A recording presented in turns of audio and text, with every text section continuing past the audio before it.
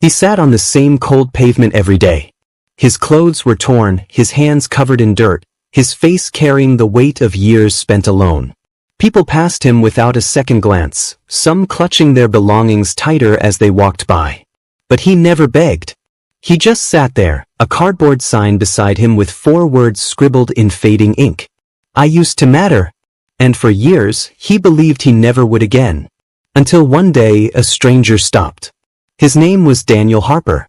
Decades ago, he had everything. A loving family, a house with a white picket fence, a promising career.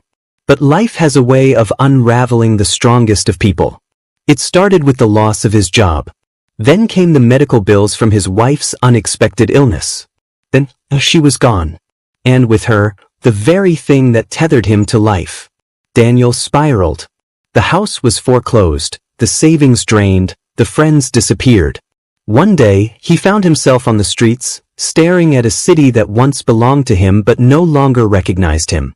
For years, he drifted, surviving on scraps, his past life nothing more than a fading memory. The stranger who stopped that day was a young woman named Emily. Unlike others, she didn't rush past him. She didn't avoid eye contact. She simply crouched down and asked, "What happened to you?" Daniel hesitated. People didn't ask him that. They usually avoided him like he was invisible. But something in her eyes made him speak. He told her everything. Not the watered-down version. The real story. His losses, his regrets, the mistakes that led him here. Emily listened. And then she did something that changed his life. She didn't just give him money.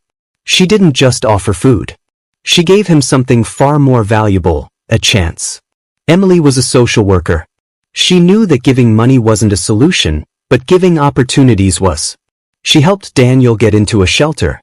She connected him with a rehabilitation program. She guided him in piecing his life back together, step by step. The journey wasn't easy. Daniel struggled. There were nights he wanted to give up. But something inside him had changed. He remembered that he used to matter. Months turned into a year.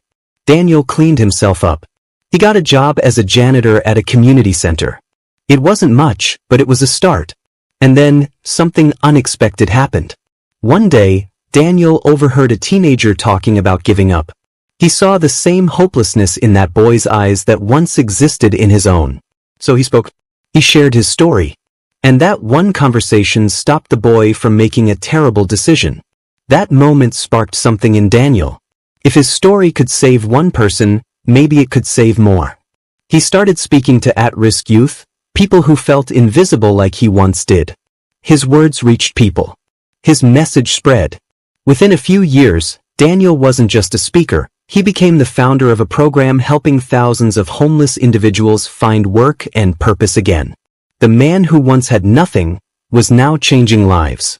Years later, Daniel stood on a stage, in front of an audience of thousands, telling his story.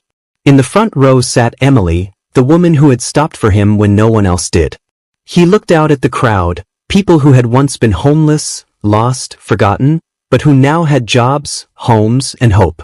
And then, with tears in his eyes, he said, "I used to matter. And thanks to all of you, I always will." One act of kindness changed Daniel's life. One decision to listen, to care, to give someone a second chance. And that act didn't just help him, it created a ripple effect that touched millions. Because sometimes, all it takes to change the world is stopping for one person.